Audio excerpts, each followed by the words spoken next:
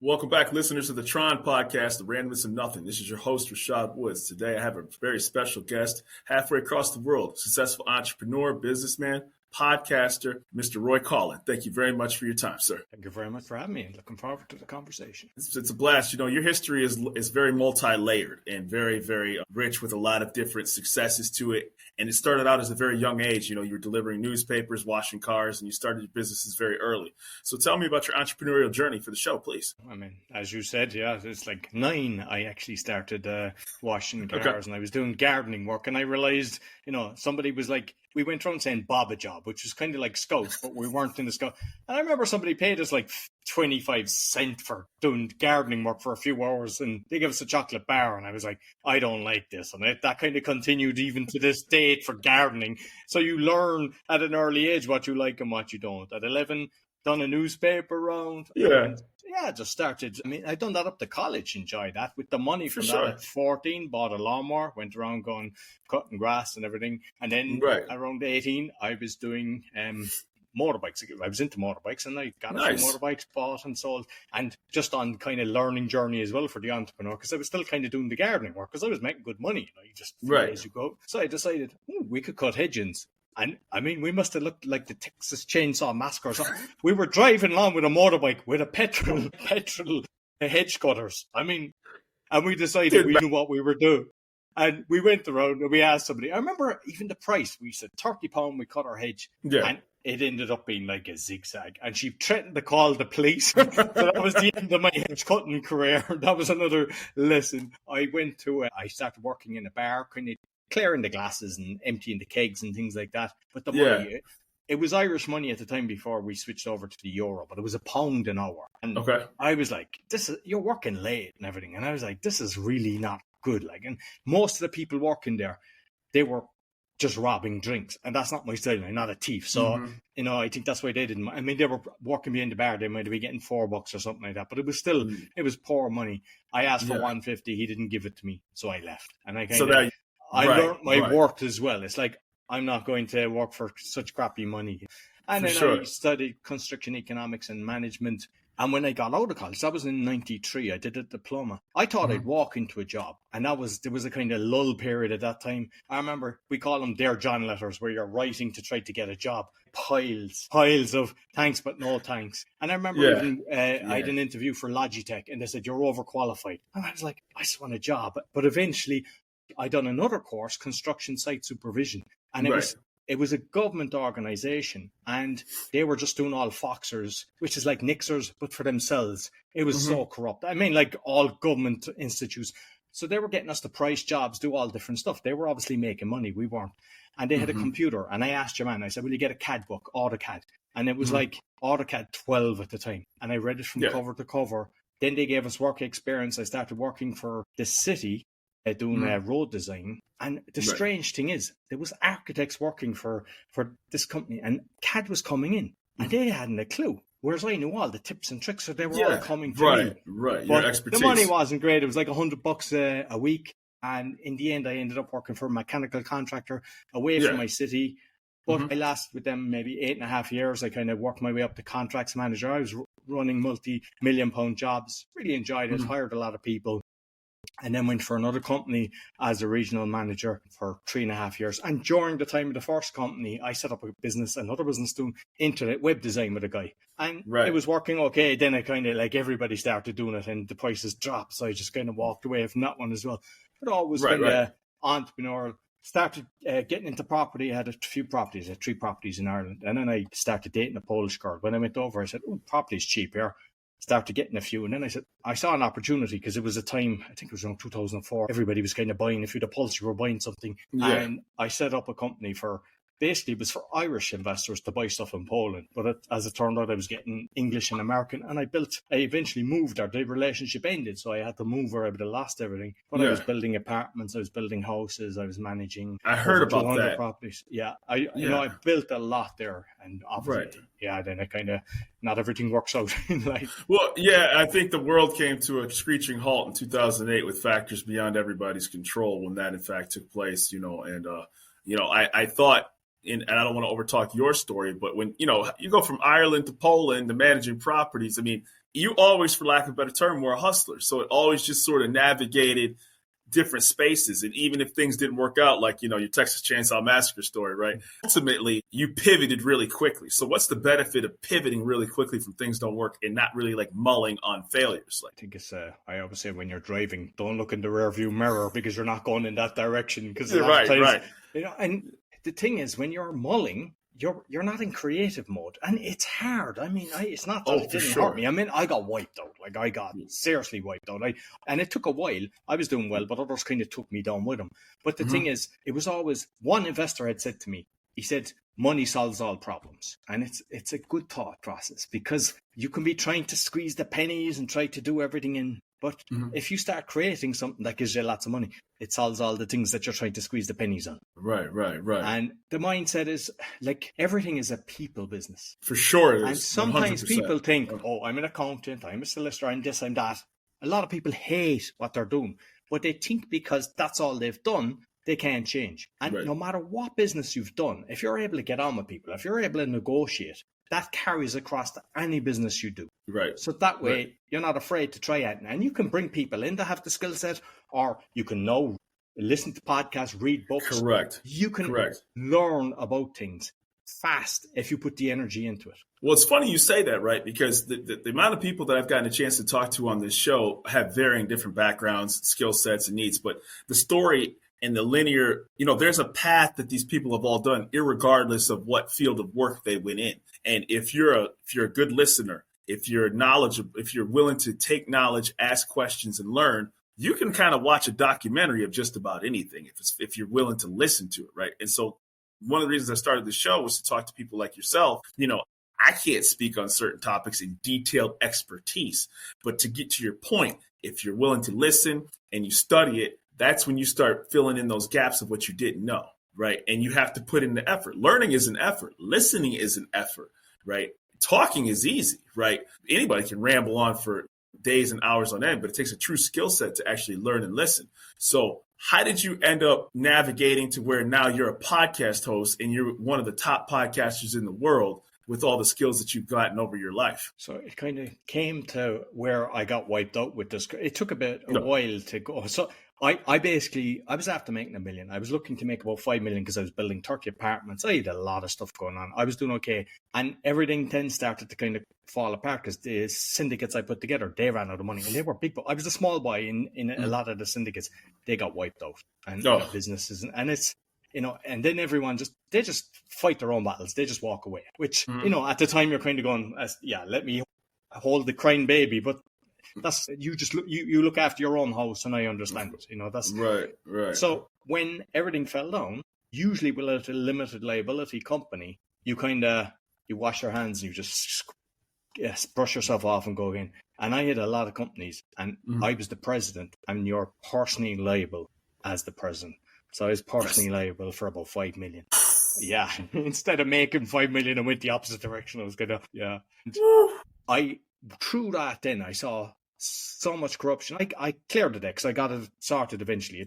It took a bit of time, but got it sorted. Obviously, you're sitting here as a result, so obviously things, but geez, But I saw so much corruption, like bailiffs working with valuers, devaluating a property. The valuers bribing people in a room so they had their own cronies buying the property. And there was just so much. And I had over 100 court cases, and I just saw judges corrupt. I just saw corruption at so many levels. So I went to an event when I had the decks cleared, and it was like, what's your quest? And I was like, all right, I need to expose this, because unfortunately, when people go through these situations, not only do relationships break, sometimes unfortunately people throw in the towel, and it's like, no, this shouldn't happen. This is orchestrated by the powers that be. And I want to expose it. But there was 2 people at the thing that were brilliant speakers. I hated public speaking, even though I was working for the mechanical contracting company. Like, I'd often be in a room with 20 people, an architect, the builder, the client and everything, electrical contractors, and my voice was going, I just hate it. So I said, I have to overcome this. Came back and I said, I'm going to join Toastmasters, because I was so brave. I had to bring people with me. They said, this is great. I said, yeah. And they said, but we haven't time for it. And I was too shy to go back on my own. And the only reason I joined was a new one was opening a few months later. And I said, all right, everyone's going to be new. I'm going. And they said, do you want to sign up? Yeah. Are you going to speak next week? Yeah. And I just kind of went all in. Autopiloted. I just went all in. Then I went to the one that I was afraid to kind of go again on my own, joined that, formed my own club, International Entrepreneurs, and I became a coach. I became a distinguished Toastmaster within 3 years. I saw that. Yeah. And I done open TEDx, open comedy, and I just entered loads of competition. And I just went from one extreme to the other. And it's an important thing because I had a crutch saying, I'm shy or I don't like to speak in public. And so many people have some sort of crutch, they say that, because we've told ourselves a story and we believe that story. And it's like, I'm living proof that you can change that. Right. Well, I think the interesting thing about, you can get in your own head about perceptions about yourself, and comedy is a lot harder than drama, right? Because when making people laugh and eliciting emotion from people, and I'm not dissing anybody who's in the medium of that level of entertaining, but actually getting people to laugh is very, very hard. And then the second part about it is too, is like you start seeing people stiffen their lip, they start sitting in their chair, and then you have to, I can only imagine trying to get people to laugh. You may be melting inside in real time. Like, man, is anything I'm going to say start landing, because I couldn't even imagine trying to get people to, I've been to comedy shows. I've been to successful ones, right? Like, some successful U.S. comedians, and what they have to do to think of original material for, an hour and a half is absolutely mind-blowing. So kudos to you for being able to do that and to continue success in that medium. But so you're doing these Toastmaster events, like, is it local? And you became the president, like you became pretty high up in it, didn't you? You're like the president of my club. I wasn't the president of Toastmasters. But Okay. Like I was coach of a club in Finland, and like the club I founded, I was the president. Then I wanted other people to do it, but they didn't want it. And I was kind of driving on, and like there's different roles. You can be like, say, the Toastmaster of the evening. So you could have 20 members, you might have 30 in some clubs. Right. But when you're a Toastmaster, you're like chairing the meeting and you decide the topic for 2 hours. And then you might have 3 speakers. You'll have table topics, which is like you just call some up and you just say something. They must talk for 2 minutes. And I became very good at that for some reason. But evaluating was another one. So if you were a speaker, I'd evaluate you. I waited 6 months to do that because I was still kind of nervous to do it. But once I started doing it, because I was watching different things, people started asking me to evaluate them. Over 10 people asked me to be their mentor. Because I'd watch different things. Plus, a lot of times people have a system where they go, a hamburger kind of thing. They say, nice, a bit of information. I just say it as it is. I'd go through the speech and I'd even spot someone's feet kind of doing that or some sort of twitch or something. And I'd say, but I'd always do it in a nice way. And then they'd ask me to do it again. Or even if I wasn't the evaluator, they'd say, hey, would you mind making some notes for me? And even if you, like when I recorded all my speeches, I was watching them just to see how I was performing, the different things that if I saw some kind of flaw, but also sometimes just listen. You can put the phone down and just listen, and it's different. Sometimes turn off the sound and just watch. Right. So if you want to improve, you just do a few things. Right. And you start benefiting from it. So who's inside of a Toastmaster? Is it professionals? Is it professional comedians? Is it people who do this on the side? Like, every walks of life. Really? There was people that are working for corporations. You could even have someone that's unemployed. There was even a guy that you're supposed to be 18.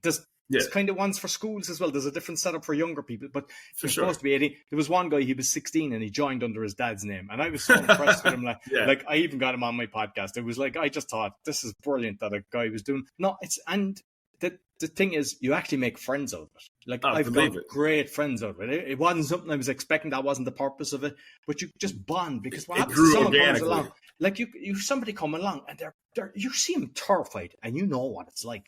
And then you see them evolving and it's so beautiful. And then you just see, like, you can have polished speakers, but without a heart. And when you see somebody that actually does something and they're really caring about people or they're doing something or they're trying to inspire, that's way better for me. Well, it's funny because I've interviewed a professional musician and I said, I can't play an instrument to save my life, but I do. You can tell when somebody's autopiloting it, playing. Like there's a difference between somebody who can play and who's playing with conviction to enjoy an audience, right? And you've been to concerts and it's not about the music. It's about the experience, right? The music's just secondary, right? Yeah, you know the songs, you can recite the lyrics, but when the entertainer is involved with the audience, when they're singing along with the songs, and then we've seen clips of bad ones where the artist has basically packed it in, right? And they're just like, you're like just recently, Timberlake, and he just kind of, I think we both could do that one.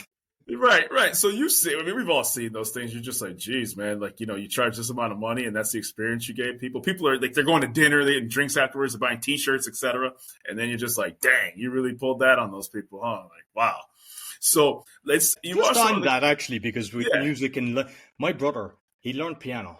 He is so talented. He's a brilliant singer. Like he hear a song, he can play it in 5 minutes. That's amazing. Like everything. I wanted to play guitar when I was 16, and I went to an instructor, and he was teaching me stuff I didn't like. He used to be looking out the window waiting for the hour to end because it was so bad. And it was what a horrible experience. What I say for that is, if you're thinking of doing it, make sure they're playing stuff you like and that you're enjoying it. And it's the same with languages and everything, because sometimes we think, oh, they know better than us. Make sure you're enjoying it, because if you enjoy it, you'll get better than anything. And that, whether it's a speaking coach, whether it's a language, anything. Make sure you connect with them. Well, I do martial arts, and I have a black belt in Tong Soo Do, Korean karate. I've done other different styles as well too: Brazilian jiu-jitsu, taekwondo, Muay Thai. And to your point, if you don't enjoy it or you don't have a good coach, and I've been fortunate enough to have very good instructors, masters, it shows in their passion of teaching. Because if you don't have a good teacher, and I've seen about places that did not, I've read about places that did not, it's a very unfortunate experience, because you'll hear stories from people about what they took place, because, like, to your point of the looking out the window, to the instructor that's not engaged with their students. Like, you have to be all in when you are providing a service to people, because we live in a duplicated society where people all have skill sets and can easily duplicate what you're doing right now. Whether it's property management, whether it's a podcast, whether it's a concert, a musician, like, you don't have the luxury of basically resting on your laurels if you're trying to build something, because it's too competitive out there. So my next question Kung Fu for about 6 or 8 years, and going on one stage. Nice. At one stage, it was brilliant. It was with a lot of people, but it just fizzled away. There was only 4 of us. We were he didn't want money. He said, just pay for the hall. Right. And we were doing that for a few years. And I mean, the guy, and he was brilliant. 100%. Like, it was like, I would still be doing it if I didn't move out of the city. It fell apart because I had to move away. We didn't have enough people to cover the hall. Exactly. Yeah. Right.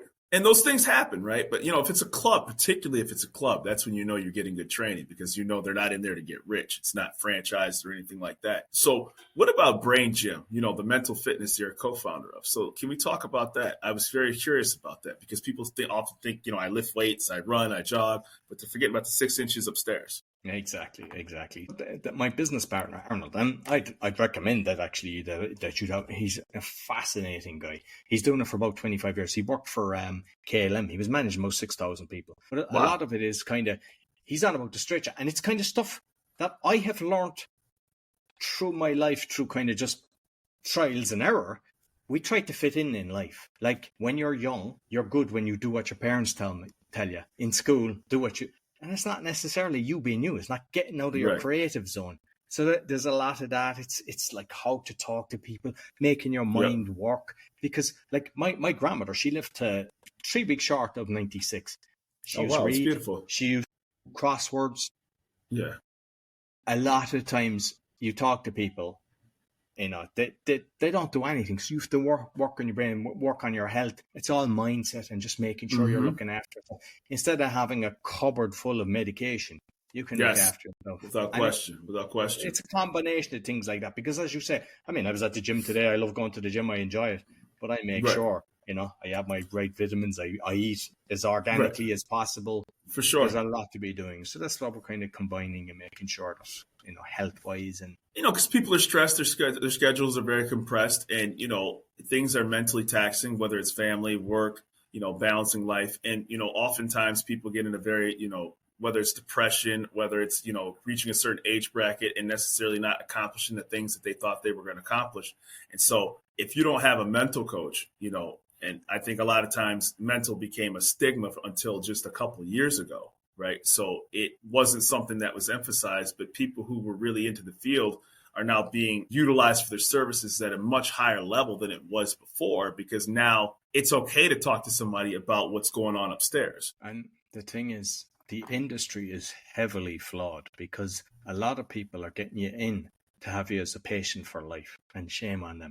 And people go there, they're just reliving their memory of what they've done, and then they come away and they're coming back again next week, or else they're being prescribed a lot of stuff that isn't helping either. And it's like, I think we have to, whether it's courts, because obviously experience, I think the white coat, a lot of times you have to kind of, your sovereignty comes from within, and you have to learn to trust yourself as well, trust your intuition, instead of just passing over. I mean, even with court cases, I mentioned I had 100 cases. Most of the ones I won were because of myself paying attention and watching what was going on. A lot of them I represented myself. But it's like most people, they just pass it to the solicitor or attorney, whatever they're called in each country, and they just let them do their job. And it's like, no, you have to look after your own. You have to be engaged. Well, you know, like, it's crazy. Like, even if you go to the doctor, right? Like, how often do we like autopilot it and just wait for the prescription to come from the pharmacy? You don't even look up the medication that it is. You don't look up the side effects. You don't look up whether it makes you drowsy or you have allergic reactions. You usually find out after something bad happens when you take that medication. And then 2 or 3 days later, you're like, man, I got nauseous, I got dizzy, I got et cetera, et cetera, et cetera. And then you look it up and you're like, dang, man, I wish I'd have looked that up before I said yes to just taking this pill. You know, maybe it would have been better if I would have I'm not saying that every pill is bad, but we don't do our homework until after the consequences took place, because we think that the pill will solve everything, right, so to speak. And we trust. I've learned so much because I read a lot on this. There's so much natural stuff out there, and it's all quashed. All the websites are being shut down. Or, like, I've had guests on as well. I mean, I've seen it. I've seen shadow banning, blocking, removal of stuff. They don't want that information out there because it's hurting their bottom dollar of the stuff they're doing. For sure. You just look after yourself, find out the information, start reading the book, start checking a few different things, ask people who's experienced this. Like, social media is good in that way. Hey, I've got this. Anyone got any good suggestion? People will tell you. They'll say, hey, I've tried this. And if you see a comment, hey, there's 10 people said they've tried this and it works. And it's a natural thing. Right. You know, it's a lot better than taking a med that might, as you say, loads of side effects. And so I would love to talk about, you know, your podcasting career. So you've developed over 20 successful companies, been very, you know, you're highly acclaimed when it comes to your podcasting. How did you get into it? What was your approach? And how do you continue to have continued success in this medium? I went to another event and a guy was doing a kind of an evening on starting a podcast. I never even thought about it. And I was like, ooh, and it was always for me, it was about exposing. And I was like, okay, I'd like to have a podcast on exposing. But I said, I'd probably be attacked. So the first one I done, it was in 2018, was the Speaking Podcast. Because I said, I've been on so many competitions, with loads of people that will be guests. So that was an easy one for me. And then it just kind of evolved from there. I did a meditation one because through my journey, meditation really helped me. Kind of like the act of forgiveness, gratitude, things like that. And there was ones I was listening to and they became paid or they disappeared. And I was like, no, I want to have meditation and interviews as well. That's going to be free for all of us. And that was kind of I done a Learn Polish one. I mean, that's a kind of an example of when you're creating your podcast to do a nice graphic, because I wasn't really expecting it to be successful. So I did it with my ex-wife and I just set up the tripod, took a picture and then a crappy graphic. And it was like #1 ahead of Duolingo, it's got over 3 million downloads already, like, you know, between the audio and the video. And it's like, and then I changed it. I created a beautiful graphic afterwards. I mean, actually, you don't have the green screen on this one, but usually I'll have a green screen and I have the logos behind it. But what I say to people is make sure that the logo is actually decent, you know, no matter where you think it will go, it makes it different. Because what happens too is people, they'll create the graphic and they're looking at the computer. They go, oh my gosh, this looks great. But the thing is, it's a tiny little box when people are scrolling through the iTunes stores or the Spotify or something like that. Does it look good there? Do people know what it's about? Does it stick out? So you have to kind of, you know, navigate that. So, like, I've had a crypto. So like we were talking about knowing stuff and that. I understood a little bit of crypto, but I started getting a few books and I was like, this is gobbledygook. It's like none of them could explain. So I created it because I saw there was a lot of spamming going on and stuff like that. So it was about exposing. Yeah. And I've learned so much. But there's also experienced people going, hey, I didn't know that. Because of my curious mind, I'm asking questions and I'm just trying to find out, like, if you're making a will because of the seed phrase, like, so for those, you have a phrase if you're having your wallet to protect it, but you don't want to give it to your solicitor because that's being corrupt solicitors. You don't want to give it to your accountant, there's been corrupt accountants. Right. You can give it to your spouse, but she could be the one that does the dirt on you and take you for your money. You have to, and just think it's okay to ask these things. And they're the kind of questions that I'm asking. And for then sure. I have the pod fodder, so that's one that's helping existing podcasters or those looking to start. And it's to keep them in the game because, like with the media, it's all regurgitated lies. We see that all the time. Whereas podcasts are great because you can listen when you want, when it's convenient for you. I mean, I listen to most of them at by 2 if it's video. I can go up to by 3.5 if it's audio. And it's strange that you can comprehend that, but if you build it slow, you can. So I get through a lot of content, and you'll end up listening to brilliant people and learning more than the same stuff that's repeated all over the mainstream. They just put big pharma where you learn natural stuff on a podcast, for example. And you can gravitate towards things that interest you. So it narrows down your specific things that you want to get into, want to listen to. So I've had the pleasure of being able to talk to people across the globe that I normally wouldn't have the opportunity to because of this. So here you are, in Poland, real estate. I've talked to another gentleman in Poland just last week. So there are people that have experiences, happy mediums of success, stories to tell, compelling narratives, and great biographies simply because of what this medium has created and allowed us to speak with one another.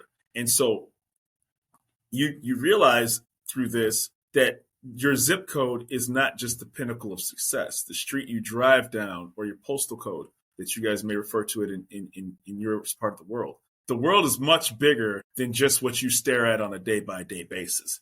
And it's very important to stay curious. And that's why you have Brain Gym. That's why you do podcasts, because your mind has to stay fresh and challenged to be able to always have your mind moving. And ultimately, when you do get older, you may thank yourself for reading and watching things because it can deteriorate before you know it, and so all those things will ultimately lead you to good places in life. And conversations like this are very compelling because I got to be honest with you, man, a Toastmaster is, entrepreneur and, coming from mowing lawns, it's a fascinating story, man. It really is.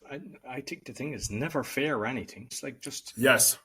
And be like, for example, podcasting, like sometimes people, I don't have time to do it. So you can listen to a podcast when you're driving if you have to bring your children or on the way to work. When I'm earning, I'm listening to a podcast. If you're going to the gym, you can listen to podcasts. If you're going for a walk, double dip. When you're cooking, listen to a podcast. I call it double dipping. You can do two things at once. Absolutely. And what happens then is you just start, like, whether you're listening to a cooking one, natural, healthy food, there's so many things you can do, even if it's a humor thing. Because especially in the world we're living in, it's nice to listen to something that makes you laugh. And that's good as well, that lifts your spirits. And I think what it does, too, is it breaks down, entry barriers for people, too, right? Because a lot of times, you can be your own gatekeeper, so to speak, right? So, like, you have the opportunity to grow organically when you have compelling stories that you found that niche. So you do your podcasting and you help other podcasters. What exactly what do your services provide for people? Is it the production side? Is it the marketing side? Is it the entry level growth, or is it kind of a mixture of all of it? Bit of everything that you just mentioned. It's like the main kind of ones for the podcasting kind of businesses, such as somebody that's starting off, I take them through from start to finish, do the whole lot, explain everything from between logo, websites, everything. Mm-hmm. Existing guys that are doing it and they just reach a plateau to say, hey, this isn't moving. So I because I'm kind of looking at it from different eyes, and sometimes I've even had people they started off with a coach, and then I got involved with them, and it's a different, because everyone's got their own kind of skill set and everything. Or I help people do a podcasting tour, and with the team, then the VA, because I've got the virtual assistance business that I'm partnered with. So with that, then we can help people with the editing. We can do websites. We can do like anything that you need a virtual assistant from. Like, how we're kind of different for that is sometimes people, like years ago, I was going to Fiverr and I was going to Upwork. Fiverr, sometimes they'd be okay, you're checking, you're spending a lot of time, and then usually they start off grand, and then they're like, or else they're not grand and you're just fighting to get your money back. And if you look at the hours that you spend just doing that, with Upwork, you get the screenshot And same thing, starts off okay, and then it's like, I'm seeing screenshots, but I don't really see much of a difference because I think, and there was somebody recently in America, they were on a high-end job, they were like $250,000 or something, but they were doing a few of them because remotely. And I'm convinced a lot of these people, they have a few jobs as well. So for sure they do. 40 hours, we might be lucky to get 10. And the way we do it is we do it on packages. So we end up talking to the people. Okay, what exactly are you looking for? We break it down. And we go, all right, we're doing this. So you're not watching over your shoulder to make sure we're doing it. At the start, there's always tweaks. There's always, expectations to go, okay, look, let's do it. And then it just runs smoothly and you start working. And it's in our interest then to make sure that their listenership is growing and everything is working well, because whether it's sponsorship that they're getting in or listeners leads to more clients for whatever they're offering themselves. So we're always kind of looking at a win-win instead of let's get a client, let's look for the next one. It's like they recommend people, what happens a lot is they increase the service. They start off putting their toe in the water and then they put their foot and then they dive head first. And it's like, it's a nice, you know that you're doing well when they do that. They kind of go all in and they're happy with the service. And it's mainly that I kind of like to treat every client like I like to be treated myself. I will not allow them to be abusive. I like working with people that I respect and I like them as a person, because I mean, even in property, there's times I fired people because it was like one big client. He sucked my energy. Like, you work with somebody and it's just every single thing. And it's like you're spending 80% of your energy on someone and you fire them. And that's one thing. We don't want to work with people like that. It's no doubt. You know, why bother? You work with people that make you feel good. You know you're helping them. They're making an impact on the world, and it's kind of knock-on effect. Oh, definitely. People will exhaust you, you know what I mean? And then, at the end of the day, like, what happens is, and this is a general statement to make, people will get so accustomed to a person that somehow they become convinced that you're supposed to be able to put up with certain behaviors, right? And then it's not like there's a viable solution that they're looking to work towards. It's that you've become their outlet for their rage, right? And so then you start looking like, every time I'm around you, you're somehow putting a weight on me. And to your point with that client, like, listen, dude, you had enough clients in your clientele base where you can make that decision. You're just like, honestly, you're not worth the time anymore, because like you said, man, I'm getting the life sucked out of me every single time I'm around you. And this is just not productive use of my time. So obviously you're very successful and you don't need me to talk about you and what you've accomplished. But for the listeners of this podcast, where can they find Roy Colin? Go to roycolin.com. That's my name. That's COUGHLAN.com. Or if they're looking for the virtual assistant, go to va.world or braingym.fitness. And I really appreciate your time. And I know you do multiple things, and for you to be able to carve out time out of your busy schedule is a very big honor and pleasure of mine on the T.R.O.N podcast. Roy, it's been an absolute pleasure, and I hope we have another follow-up show as well, too. Well, I really appreciate it. And what I would do is encourage the listeners, because I've listened to some of your shows, make sure if you're on Spotify, there's 3 dots. You can give a 5-star rating. If you're on Apple, give a 5-star rating and a review. It makes a massive difference. If you're listening on the video, thumbs up, even a little comment, even a heart, because it helps the algorithms. And I think you're giving good value to the world. So I hope your listeners do that. I really appreciate the kind words about that. And I can't thank you enough. And I appreciate your time and the kind words. Thank you.